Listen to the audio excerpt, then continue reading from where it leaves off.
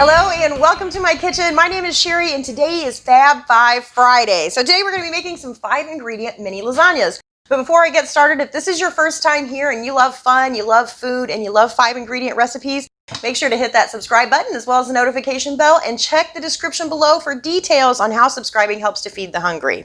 Okay, so we're actually going to be making two different types of mini lasagnas today. We're going to make a meat and cheese one for my husband. Or ones, I should say. These are multiples. And we're going to do vegetable ones for me. All right, so in addition to those vegetables and meats, you're also going to need some ravioli. So this is fresh out of the freezer section. And then some spaghetti sauce and mozzarella cheese. So I picked my vegetables for my vegetable lasagna, and I have some carrots and bell peppers. And then for the meat, I did meat and onion. And then for the ravioli, on the ravioli, I did 5 cheese for my husband, and then I picked out spinach and mozzarella because it's a 5-ingredient recipe, but I want to pack in a lot of flavor. So that way I'm actually getting 3 vegetables in there. So if you don't like carrots or the peppers, you can just sub that out for whatever you like. So I went ahead and chopped up my onions really, really fine, and I did that with my manual food processor. So I wanted to show you how that works. And I've got my peppers in there. I think there's a little bit of onion left over, but that's okay. So I did a blend of peppers. If you just have a green pepper on hand, you can just do one type. But I love this thing.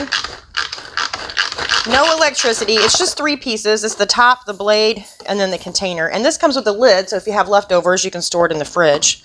But I love it because no electricity, so it's great if you have a camper, an RV. And that is it. And I love using this also because my husband doesn't like big chunks of vegetables. He likes it when they're really, really small. All right, so I'm just going to put my bell pepper in here. And we'll toss this in the sink. And then for my carrot, I wanted these pretty fine also. So I just used a grater, and I just grated just about a whole carrot in here. And I think that's pretty good. I just wanted to show you how I did it. Now, again, I want to make this really simple. So I would normally saute my vegetables in a little bit of butter, but it's a 5-ingredient recipe. I want to keep it as simple as possible. So what I'm going to do is pop all of these in the microwave for maybe like 2 minutes or so. I don't want them to be crunchy. I want them to be cooked down just a little bit. And this is optional, but I added just a little bit of butter in there for some extra flavor. So in the microwave for 2 minutes. All right, and then once they're out of the microwave, I just want to give them a quick little stir. I just want to make sure that that butter is all absorbed. All right. I'm going to set these aside, and then we can start layering up our little lasagnas. So I want to try to take note of which way the pan is so I don't get the two confused. So what I'm going to do is leave the bottom one. I'm going to leave 2 of them open. So that way I know if I pull out the pan from the oven and it's up here, that's not right. It should go this way. So I will do the meat on this side and I'll do the veggies on this side. So we'll start with the meat. And I went ahead and sprayed this. It's a nonstick pan, but you know, just for insurance, I sprayed it. So I have 10 raviolis in each package. So we will place 5 raviolis in each one of these little wells. And I just love this brownie pan because it fits in here perfect. So if you're in the market for one of these, I will post a link in the description below.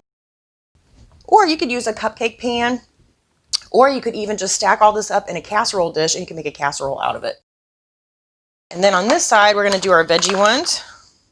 So I just want to kind of press them down in there, make sure they're flat. Then on my veggie ones, I'm going to add a little bit of carrot. Ooh, those are still hot. Better use our spoon. And then our peppers. Ooh, those are really hot. A little more over here. And then as far as the sauce goes, I like to make my own spaghetti sauce. And if you watched last Friday, I did some Italian meatball sliders. So I had a little bit of sauce left over from that. If you want to check out that video, I will post that in the description below. It's right here at the end of the video. So a little bit of spaghetti sauce on top. And we don't really have to spread it around because we're going to take the rest of our ravioli and we're going to place it right down on top. And when we press down, it should flatten.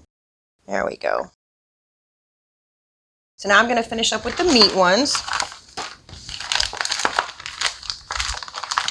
Oh, those were the meat ones. Uh-oh. Uh-oh. We got to go backwards.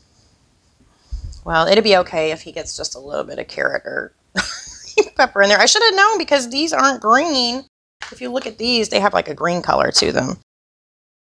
So let's take this back out. Whoopsie. Put the green ones on top. It won't matter if it looks a little messy because we're going to put some mozzarella cheese on top of this. There's our veggie ones. Now onto the meat. So a little bit of onion here, which is still a little hot.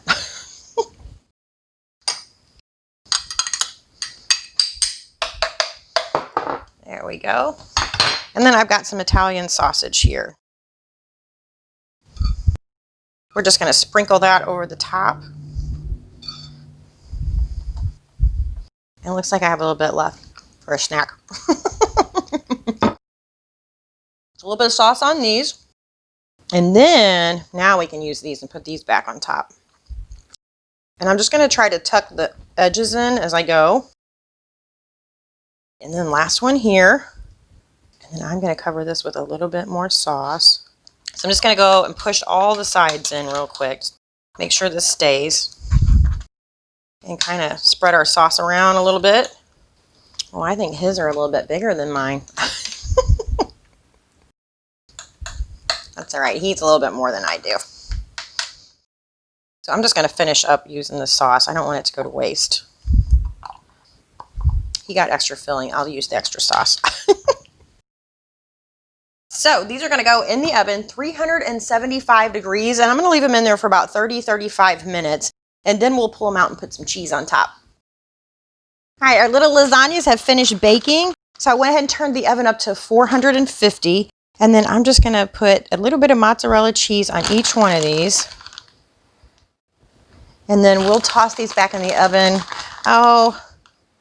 just for a couple of minutes or so. We'll keep an eye on it. We just want the cheese to get really nice and bubbly.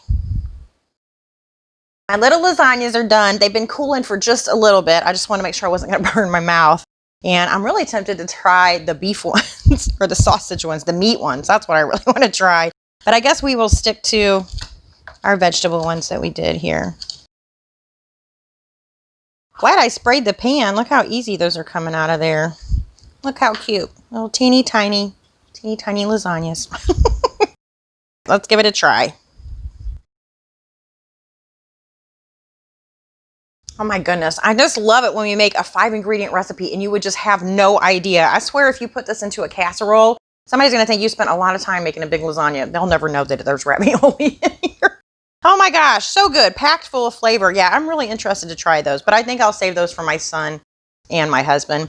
And I bet these freeze really well too. So if you want to freeze them, you'd have little individual portions ready to go.